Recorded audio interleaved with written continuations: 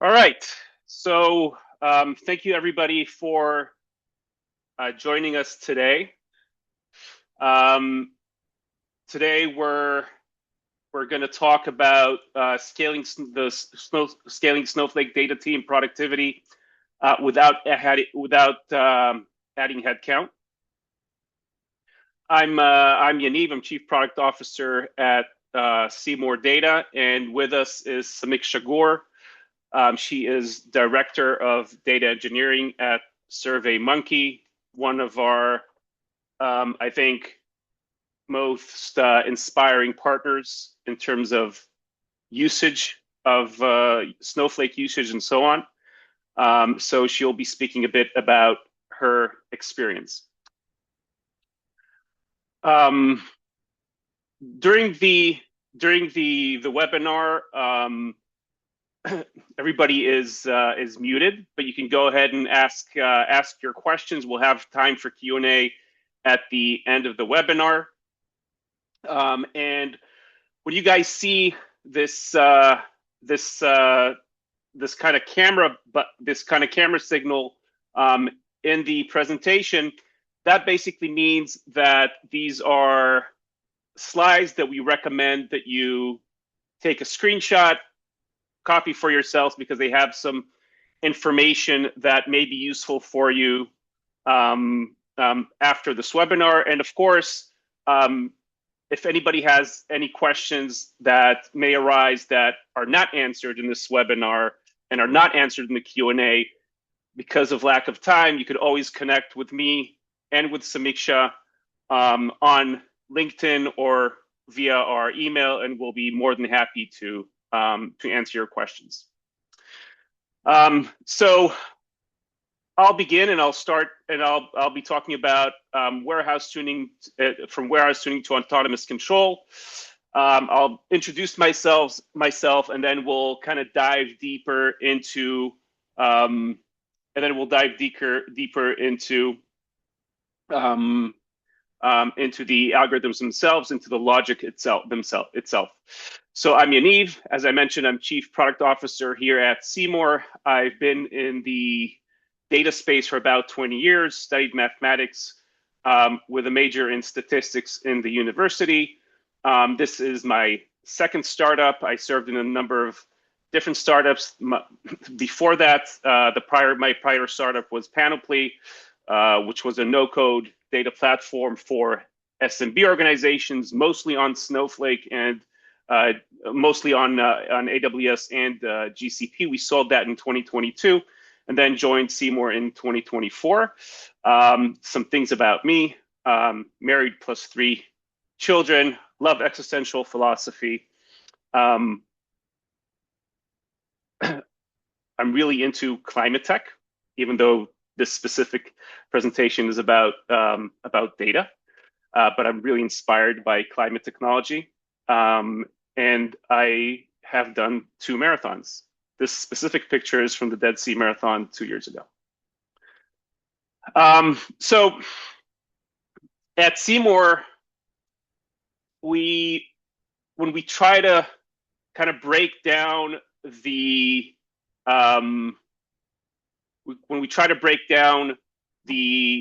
challenges of dealing with data infrastructure, we kind of break them down into 3 families of challenges.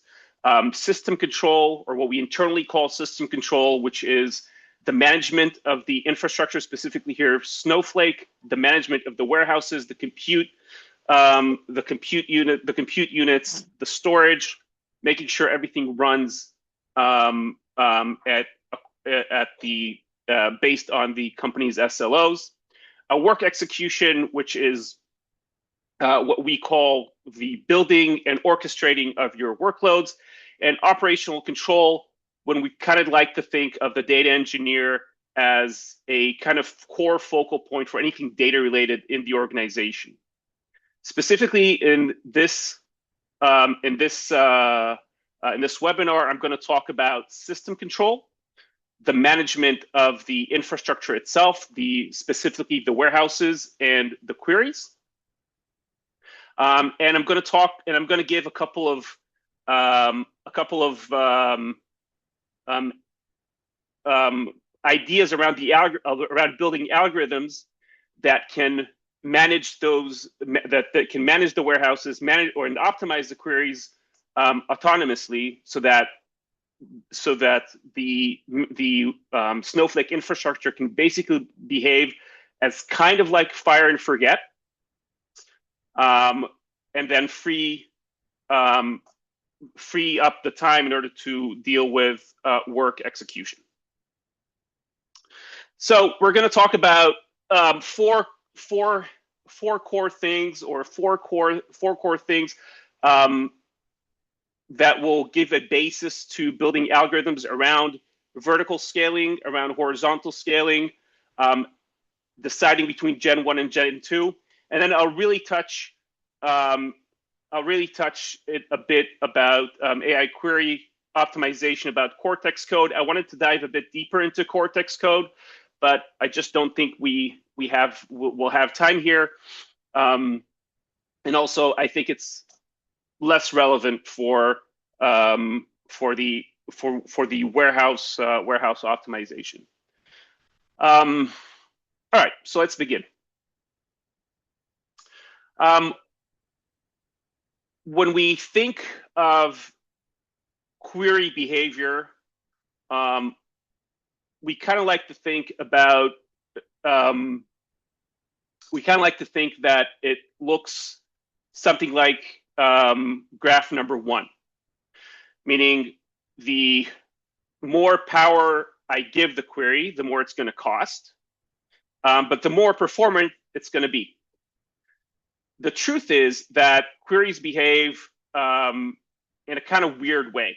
And the thing is that not only do different queries behave differently, but the same query can behave differently depending on where it is, meaning depending on the amount of power you give that query.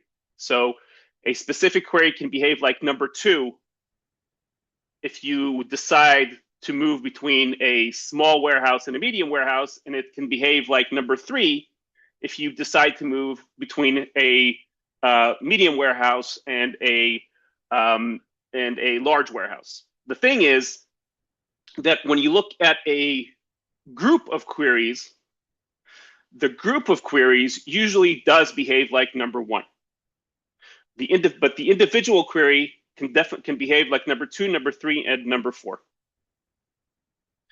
And the question is, when we look at optimizing a query, the question is, what information do we have in order to optimize that query? And how can we identify where it stands, like which one of these, like where it is? Is it number 2, number 3, or number 4? Because that will basically tell me, depending if I want to optimize that query for cost or for performance, it will tell me if I could give that query more power, if it's going to cost me more, if it's going to be more performant, or if I'm just going to pay more. And in some cases, I could actually give the query more power. It's going to run so much faster that it's actually going to cost me less. So I really want to understand where I am. So when we started building this algorithm for optimizing the warehouse for the queries for the workloads, we tried to understand what's the information that we can get from Snowflake that could hint where we are. So we looked at a couple of different KPIs that Snowflake provided to us, and I think the KPIs that we have here are the ones that correlate most strongly to the query to the way the queries behave. And they're going to be fundamental in terms of building the algorithm later on to make me understand how to right size the warehouse based on the query load. So warehouse size, of course, warehouse size tells me the number of compute cores that I have and the available memory I have. Query load percent basically tells me how busy the warehouse is, how well utilized the compute is.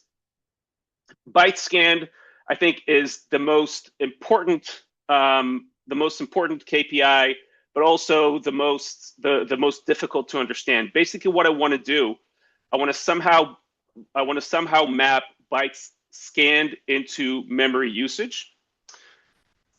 It's super hard, almost impossible to do it perfectly, but there are some things that we could do in order to understand generally how it's going to behave. And when I talk about query loads, I only need the general environment. I don't need the specifics.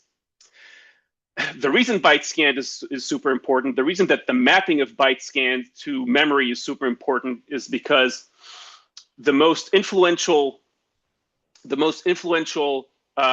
metric that influences query speed is how much memory and how much spillage it has. So when you think of a query that uses the compute that is memory heavy, basically you could think of a parameter that every time every amount of data that moves from compute to RAM, and then from RAM to SSD, and then from SSD to HDD, it's kind of like a multiple of ×3. So theoretically, if I could take a query from HDD and move it to RAM, I could increase query speed by a multiple of 6. So when I try to map byte scan to memory, basically what I'm trying to predict is how the spillage will behave. If I'll be local, if I'll be remote, and so on. And then, of course, everything here then relates to query duration, because at the end, what we pay for is the query duration, the amount of time I'm actually processing. So how do these correlate? As I mentioned before, available resource warehouse size is the available resources. Query load percent can give me an indication to the queue. Byte scanned, I try to map to the spillage. Spillage is the main contributor to query duration. Query duration is basically what we pay for, kinda. What we see here on the right is basically a Snowflake virtual warehouse. Snowflake virtual warehouse at extra small has 8 compute units. It has 16 gigabytes of RAM and then 200 gigabytes of SSD. As we increase the warehouse size, basically what we're doing is that we're doubling the nodes. When we double the nodes, but basically what that means is that I have more compute power, double the compute power for each query, and I can parallelize more queries if possible. And this is basically how things are mapped, right? How these metrics are mapped into the virtual warehouse. And we have, query load percent is basically an indication of the usage of compute. Byte scanned, I try to map into memory, RAM, and then spillage into local SSD, and then remote. And when I look at the query execution plan, I can actually look at the query execution plan before I actually run it. I can see how Snowflake is planning on running that query. I could actually see how much is planned to be, how much is going to be in remote, how much is going to be in local, and how much is going to be processed. And then if I can do the mapping correctly, I can then also predict how those percentages will change based on the difference of power I'm going to give each query.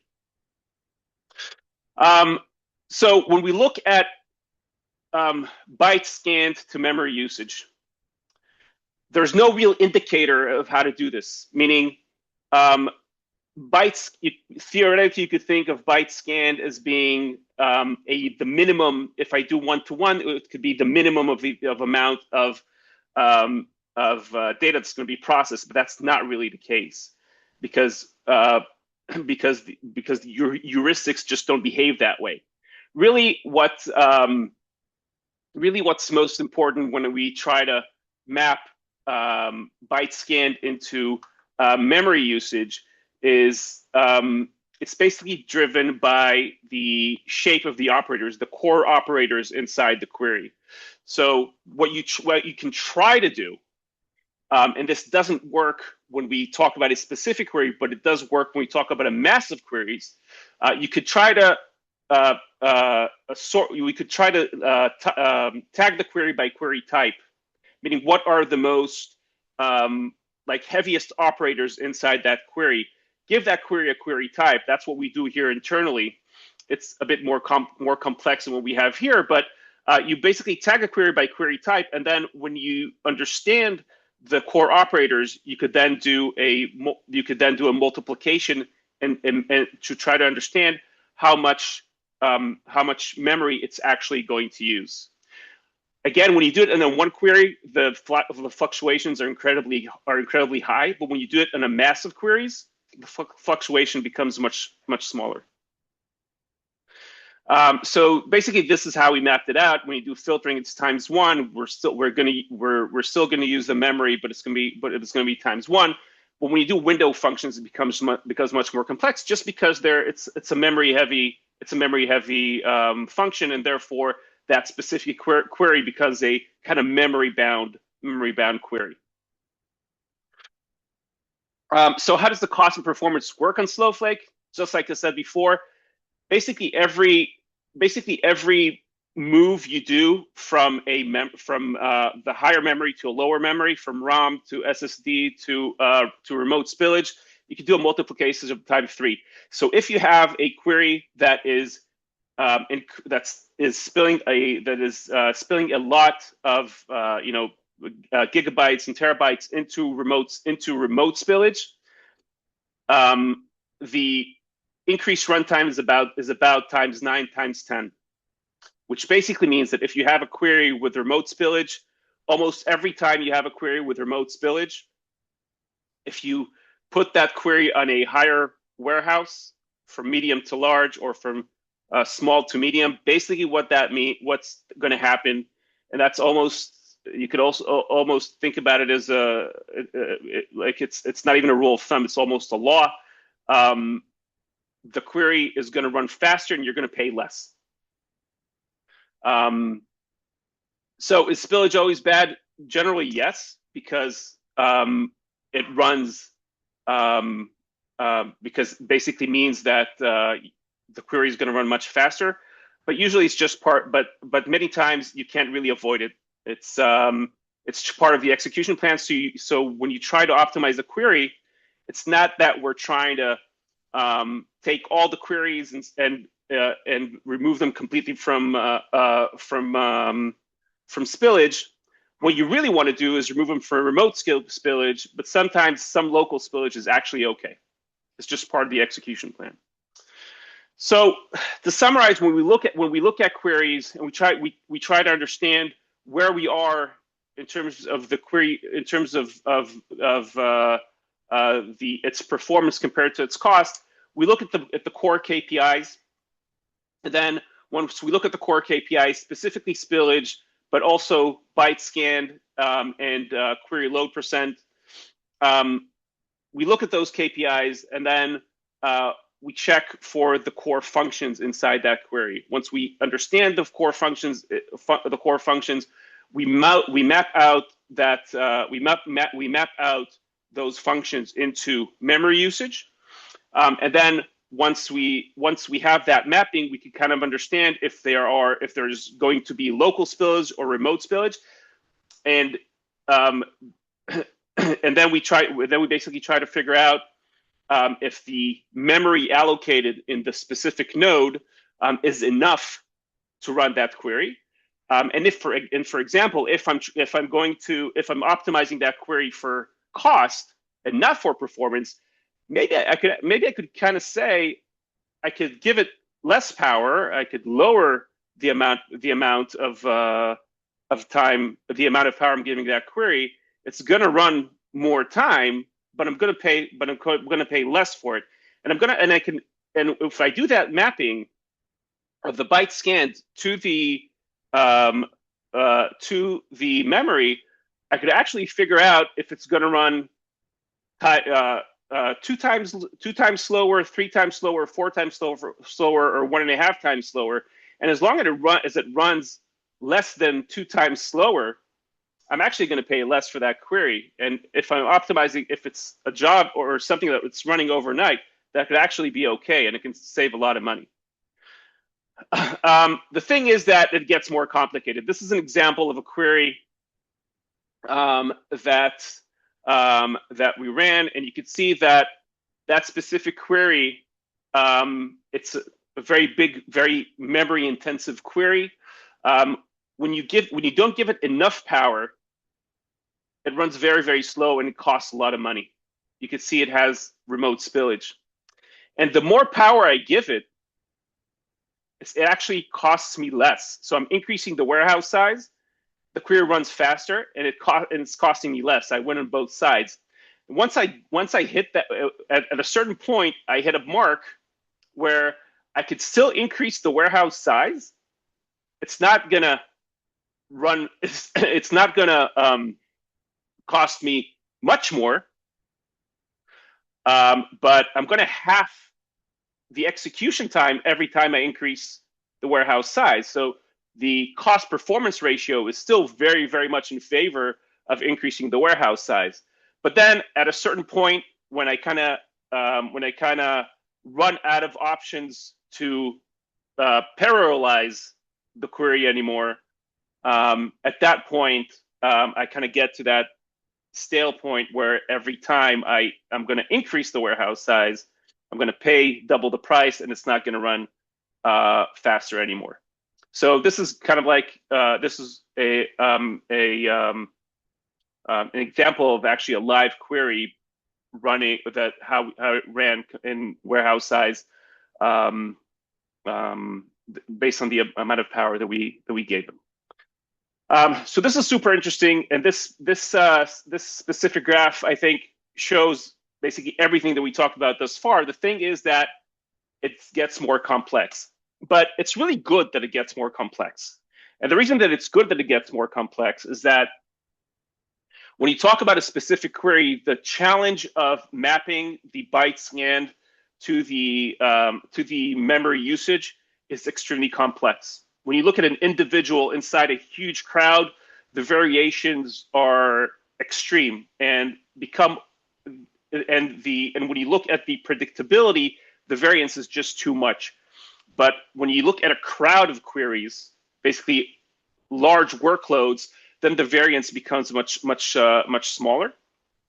And when we try to optimize a warehouse, when we optimize for computer costs, we don't really optimize a specific query, at least not in this case. What we're optimizing for cost and performance is the uptime of a warehouse, because we don't pay for the processing of a query. We actually pay for the time the warehouse is up. So basically what we do at Seemore is we do everything that we looked at before, a bit more complex, and there are a bit more parameters. But basically what we do is the logic that I talked about before. We do the mapping for every query. And then for every query, we then try to understand under different configurations how that query would run if that query had different warehouse sizes, different warehouse sizes, different generation sizes. And then we do an aggregation of all the queries that are running at the same time, and we basically rebuild the warehouse run from the bottom up based on different configurations. And really, that's what matters, right? The warehouse runtime, the warehouse uptime, and the mass of all the workloads that are running on the warehouse. But the only way to really do it is build it from the bottom up, starting from the smallest query, and then aggregating all the different queries, doing the mapping, and rebuilding the warehouse runs. This is not an easy algorithm to build. There are many small nuances there, but the underlying logic of what I just showed you is basically what we do at Seemore. It does get more complex. There are a lot more nuances. There are a lot more points. But the mapping itself, the mapping logic works, and it works pretty well. So just to kind of summarize what we looked at, what we talked about. So basically, for every configuration, we look at the warehouse run. We look at the query distribution by query type. The query type is basically the functions that I talked about before. We have multiple query types that take into consideration a lot of different configurations, but the general logic is the one I talked before. And then when we look at those warehouse runs, we try to understand which are the queries that are actually keeping the warehouse up, because not all the queries inside the warehouse run actually matter. Only the ones that are responsible for keeping the warehouse up. And then for those queries, we try to recalculate the query runtime based on the logic that I talked about before, and we rebuild the warehouse runs with the adjusted query runtime.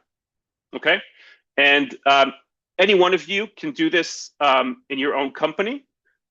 It is complex. It takes a lot of time. There are a lot of nuances that you need to understand, but it works. And even if you kind of want to understand it, do a kind of like a back of the envelope calculation, that also works.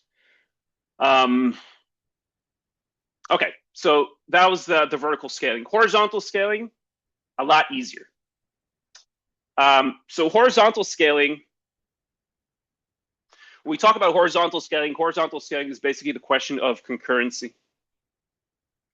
And there are two ways of managing concurrency in Snowflake. There is the scaling policy, which we have here, and there's also the ability to play around with the max concurrency each warehouse has inside the warehouse without scaling up. I'm not going to talk about the second one. I'm going to talk about specifically here. I'm going to talk about the scaling policies and how do we decide which scaling policy is good for us, and how do we decide the max cluster. A lot of times when we work with our customers, we see that people have, or companies have, different ways of handling this, and a lot of the time it's ad hoc. And what we see many times is that because companies like fear queue pressure or fear performance, they open up a lot of clusters, and it's usually not necessary. And what ends up happening is that they pay a lot more money for open clusters that were not really needed. So what we're going to try to understand here is how to decide what is the scaling policy, economy or standard, and what's the actual max clusters you should have, you should put for your warehouse. So standard scaling policy, basically what it does is it scales up and down super fast. The minute Snowflake understands that it's going to need another cluster, for example, the 9th query, or it can predict that it's going to have some queue, it opens up the next cluster. The good thing about standard is it also closes the new warehouses very fast. Economy does the exact opposite. Economy scales up much slower. It also scales down much slower. Basically, there are more checks. It needs to check a couple of times. Rule of thumb, basically double the amount of times it needs to check that the warehouse is idle, and only then does it close the warehouse up. So it can save time. You'll have more queue, but then you might also pay more if you opened an economy warehouse without the real need. So we don't want to open warehouses too fast. We also don't want queue to affect performance. We want to scale horizontally only when we know that the extra warehouse will be efficiently utilized. We want to set an optimal amount of clusters, and then we will also want to manage when those next clusters are going to open, only when things basically change. So our approach relies you having enterprise, right? You need a multi-cluster capabilities. We assume we start with standard, and you need to understand if your warehouse is being optimized for cost or for performance. So this algorithm is actually a pretty easy algorithm. There are some nuances about it, but it's not that difficult in terms of logic. Basically, the key is we look at every cluster that was opened, or every warehouse that was opened inside the cluster, and for every warehouse we set an idle to process ratio threshold. Basically, we set some sort of metric that calculates the amount of time that warehouse was idle, and we divide it by the amount of time that warehouse processed queries. If the idle to process ratio is low, or is high, sorry, there is a lot of idle time compared to processing, then we basically label that warehouse an E, economy. If not, we label it S. And then we basically have some very easy metrics. If we look at all the different warehouses inside that cluster, and the amount of time spent in E clusters is larger than the amount of time spent in S clusters, and the ratio is larger than 2, basically that means that the scaling policy needs to be economy, not standard. The number of S clusters, or the number of S warehouses in that cluster will be the max cluster set for that specific warehouse. Because basically what that means is that you're opening a lot of E clusters, and those E clusters are basically costing you more time than they are providing you, than they are needed for processing time. Now, if that warehouse is optimized for cost, then the number of S clusters will be equal to the max clusters, and we'll set a notification for when we have queue pressure inside on the warehouse. The definition of queue pressure is super complex, and therefore I won't go into it here. You can decide in the organization how to define queue pressure on the warehouse. We also have a capability to scale in and out based on that queue pressure, and there's also a capability to decide how fast you want to scale out instead of queue pressure, basically if that is set on cost or performance. But the general idea here is that we define the amount the warehouses open in the cluster. We divide them into E or S. E if they are basically underutilized, S if they are super utilized. If they are, the amount of E's and S's will define if the scaling policy should be economy or standard, and then the amount of S clusters will determine the amount of max cluster inside that policy that I write. This is just an example of something that I wanted to show here.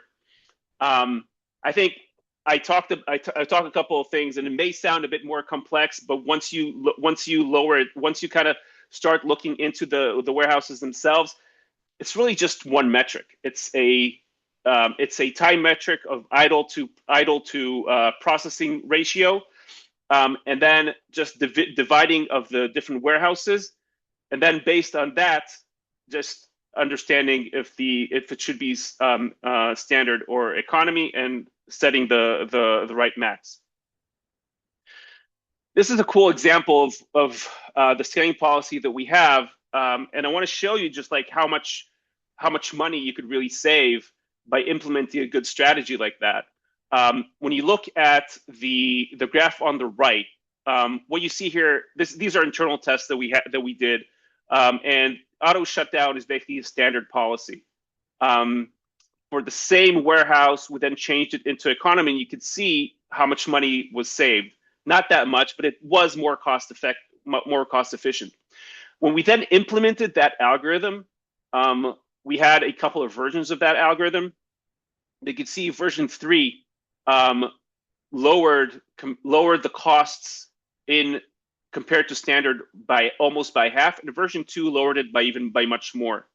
Not only that, if you look at the graph on the left, you could see that between Snowflake economy and the version 2 of the implementation that I just talked about, the difference in queue time, like it was basically the same queue time. So the cost was half of that same warehouse just by implementing the right algorithm, with basically no performance hit. All right. Gen 1 versus Gen 2, I think this is probably the easiest out of the three. When we look at Gen 2 versus Gen 1, in Gen 2, the main improvements in Gen 2 were around the CPU and the I/O for basically in memory for the ROM. Nothing was really changed in terms of the I/O or the memory for spillage, for local and remote. So basically, when we think about which warehouse should we build, again, it goes back to identifying the query types that are running on the warehouse. If these query types are memory heavy, or if these query types are compute heavy. Okay, so these are basically the query types. We try to define them if they are compute heavy or memory heavy, and some of these are super like it's a super yes for compute heavy, and some of these are super yes for memory heavy. Most of them are in the middle. So basically, what we do in order to decide where the workloads should run on Gen 1 or Gen 2, we try to understand the query type. If it's memory heavy, or if it's compute heavy. If it's compute heavy, it should be a Gen 2. If it's memory heavy, it should be a Gen 1. And if it's in the middle, again, we have some sort of processing to local ratio, which basically means the amount of time that query spent on processing, the amount of time that query spent on spillage. If that ratio is it basically passes that threshold, then we define if that query should go to Gen 1 or Gen 2. Okay, the last thing I'm going to talk about, query optimization. I'm really going to touch on really high level on Cortex code. So Cortex code, it's a Snowflake native coding assistant. It's available in Snowsight and CLI. And the cool thing about it is that it's kind of like a cursor, but it's context aware. The bad thing about Cortex code is that it doesn't really get you to the last spot. So it can help you build metrics. It can help you build queries. It can help you optimize queries, but it's not ready for ship and deploy. We saw a lot of problems around hallucinations, around timing logic, and so on. And the bottom line is, I wanted to actually show a video here, but we don't have enough. We don't have time. We could actually see how the Cortex code helps us to optimize the query and then ships out an SQL that doesn't really run. The way to think about it is we can build the metrics, the queries with Cortex code, but then once deploy them into the semantic layer, but then once it's there, all the questions should be asked by Cortex analysts. Basically, in the end, what we want to get to, and this is something that we're building internally at Seemore, is an automated process that observes diagnoses, and then proposes SQL rewrites, but that also validates the SQL rewrites and does this loop until the query checks all the check marks. So that's me. Feel free to write me emails or questions on LinkedIn. Happy to answer and happy to connect with everybody here. Samiksha, I'm handing it over to you. Wow, thanks, Yevin.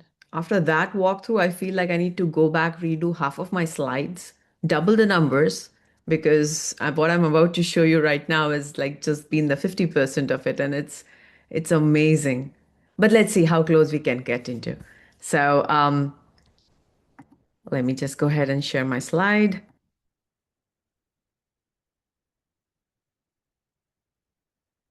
All right. Okay. So hello, everyone. My name is Samiksha Gour. I am the Director of Data Engineering here at SurveyMonkey. And a little fun fact about me is the name Samiksha. It means analysis and deep reflection. So I guess I was destined to spend my career integrating with the data, talking to data more than people. So that's what I jokingly tell to my team about that. So if you're working in data engineering, you know that I am just cracking that joke half the way because all of us just talk to data more often than people. So today I'm going to walk you all through how we scale the productivity. And as I said, it's amazing. It's brilliant to see how the work and the scale of amount of work the team is doing behind the scenes because we are the one who are consuming it, operating it, and making things much more smarter. What my first reaction when we partnered with Seemore was we moved from reactive optimization to more of autonomous data, operationalization. So we most importantly, I just wanted to talk about was the scaling of Snowflake data before Seemore was all manual. There would be a person who would just sit in once in a while, open, and figure it out where we are burning our credits, go, do a small patchwork and then try to save some money and dollars. We never had this whole end-to-end visibility of, wow, the amount of credits we can save and the amount of work we can do. So I would be talking more about that, but a little bit about myself as I've spent about 18 years in in data landscape and about three and a half years now in SurveyMonkey. And Samiksha, I think we're not seeing the move of the slides. There it is. Okay. oh, sorry, you can, right? There it Okay. is. Yes, yes, thank you. Awesome. Thank you. So yeah, that's me, and the journey has been great in data space. Those who have worked on, like, we just started with, oh, you work for IT, to data engineering roles being introduced, to now I've heard about the data observability roles being introduced, and now with AI, things are changing a lot. So I'm very passionate about building scalable systems. And I'm going to talk about more how we try to make certain things scalable here at SurveyMonkey by partnering with Seemore. So let's quickly jump onto that and see, how we have kind of, gotten over here. So this is a punchline which kind of struck me because before Seemore, I was just seeing the way the bill was going faster and the amount of scalability and projects we had. And I was like, okay, let me talk to folks who are in the same boat right now and show them how did we kind of moved away from that boat and now trying to scale much more and add more projects on the AI workspace. We are scaling more and more and optimizing on agent level, orchestrations as well. So let's move from there. So what was the problem we were trying to solve is, I'll be very quick over here. There were three problems we were trying to solve. And this is in every data space we try to see. Number one, there are smaller little cost drifts, which is quite little smaller queries which kind of are not taking much time, but they are like a slow leakage for us and they are very inefficient, and every week they kind of accumulate and try to become a more bigger pain. So that was one of the things which we were trying to see, like what are those small little queries which we kind of are inefficient, and how can we try to optimize that one. Second piece of performance what we were looking at was, it comes from upstream, and I'll give an example of Google Search Console. You try to make a fix today, it doesn't work. Tomorrow you have another plethora of problems coming in, and then your query keeps changing every day because the upstream data keeps changing every day. That was another performance, problem which we were trying to solve. And then team bandwidth. It's a fact that when you work on a project and move on to the next project, the team never goes back, revisits the project, does optimization on the models which they have ran. And that is where I would always do this measure of why don't we go back and do the optimization, and the backlog never end. It was just increasing every day. So what we realized at the end of the day was the problem was operational. It was nothing, something which we were not trying to kind of look at. It was not heroic. It was more operational problem. So what we tried to do is, with partnering with Seemore, we figured out that okay, let's try to, now that with Seemore we had so much of visibility across the landscape, we were like, okay, let's try to see where we can eliminate these, idle models, idle warehouses, idle queries, where we can kind of start looking at the cost governance point of view and, remove that particular spend. And second pillar we were trying to see was faster queries, like if there are few incidences, or how we can make this query faster, how we can move from one warehouse. Like, you don't really need a medium warehouse for certain queries or models to run. We can might as well run it on extra small or small.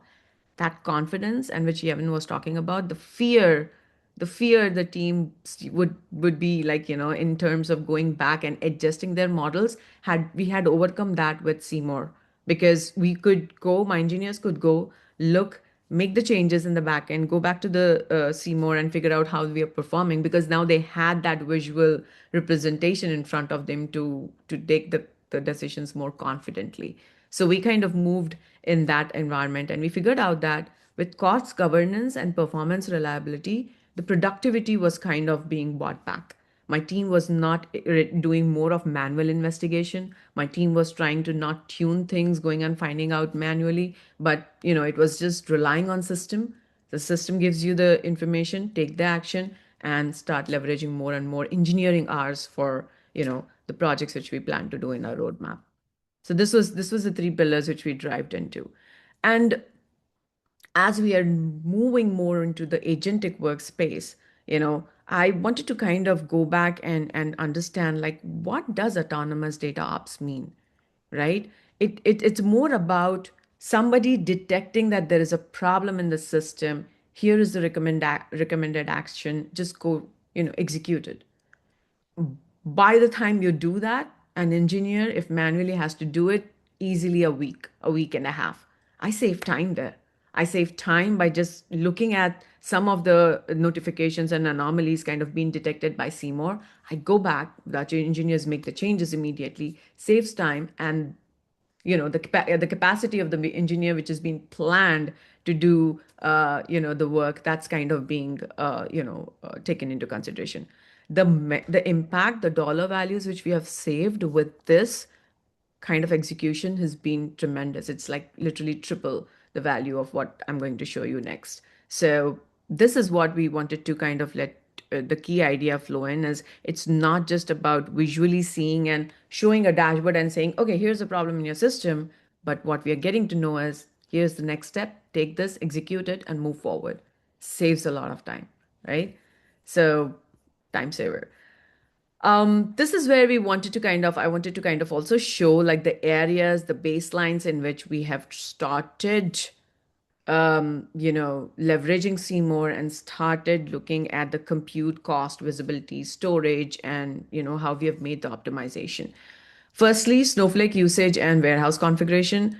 That was something which Yemen was showing about. And sometimes when there is, and I'm talking of all reality over here, sometimes when there is a problem and you have to solve it within a day or two, business is not going to wait for you to get the data in place and with all optimization in place.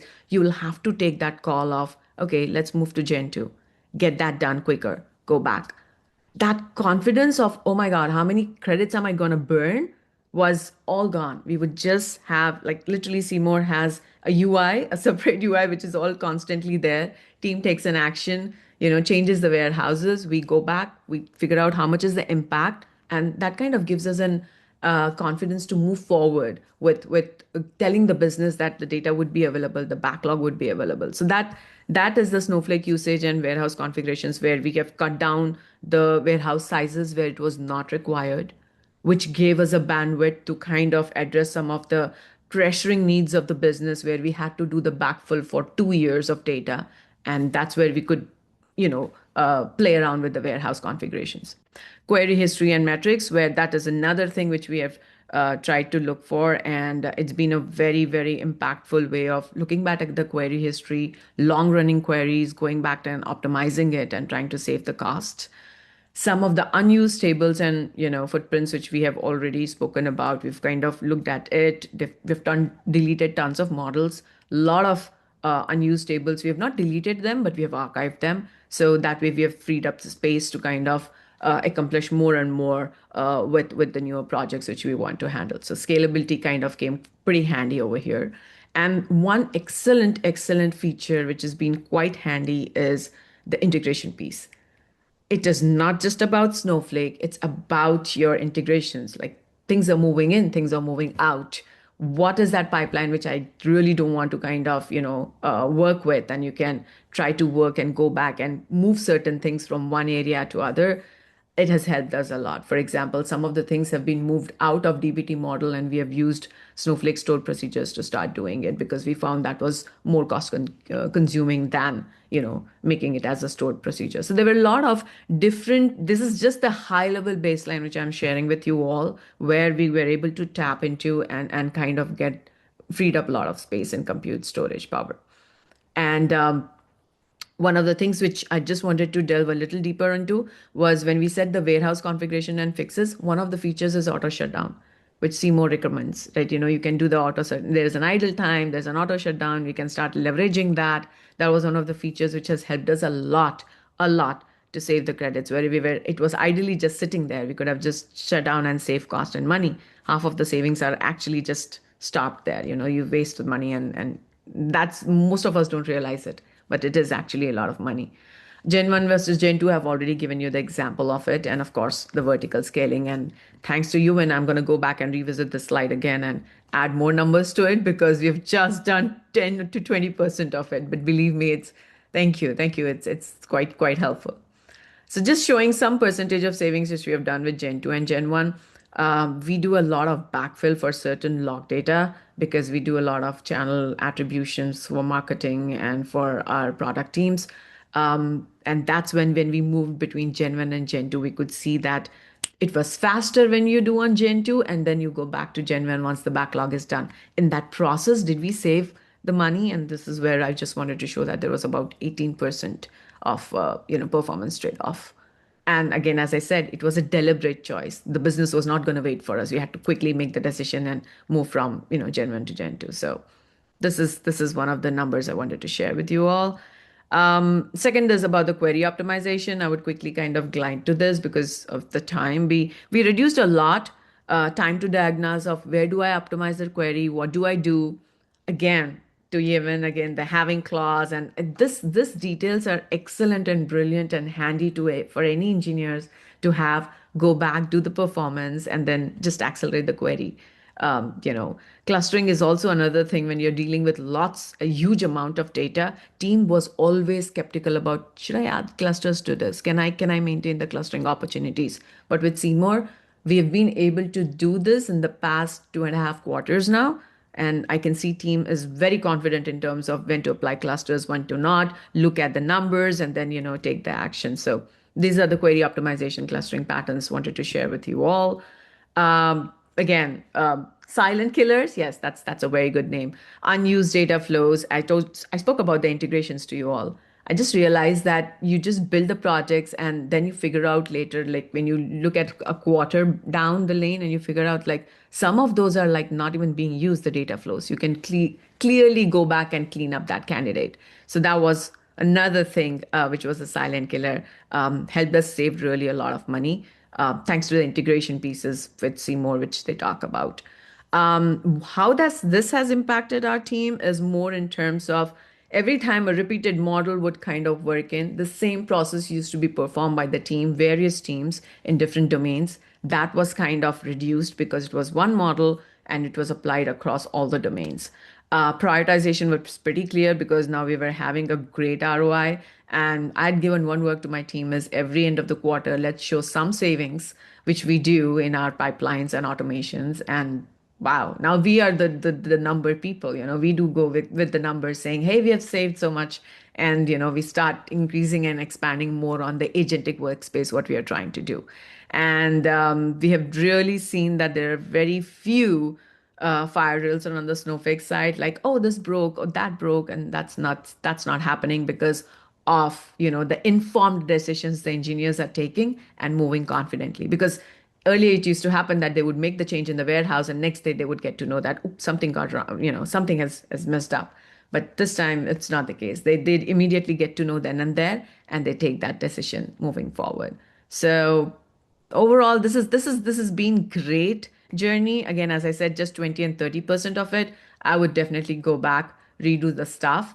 And I'm looking forward for more and more in the agentic workspace because we have started expanding, building conversational layers and agents in the SurveyMonkey world. So it's thanks to Seemore for giving us this opportunity to have that bandwidth to play around with the agentic workspace. So yeah, that's my LinkedIn. And if you have any questions, you can reach out to me. There's a small little QR code, SurveyMonkey Survey. Please do let me know how was this. If you want any other topics to be covered, we are happy. I would share the survey feedback with Seemore team over here. But please do take this QR code and let us know what did you like about this particular presentations. So thank you. Thanks everyone. Samiksha, thank you so much for the presentation. Absolutely fantastic. And I do want to reiterate that SurveyMonkey is one of our most valued partners in terms, and their understanding of their Snowflake environment is absolutely fantastic. So it's an absolute pleasure to work with them. Unfortunately, we do not have time for Q&A. We did kind of run a bit over. That being said, we did receive a lot of questions. We are happy to answer all those questions. You have both mine and Samiksha's email. Feel free to connect with us on LinkedIn or just send us the direct email, and we'll be more than happy to discuss these topics with you. Thank you very much for staying so late. Thanks a lot. Bye. Thank you. Thanks, everyone. Bye-bye.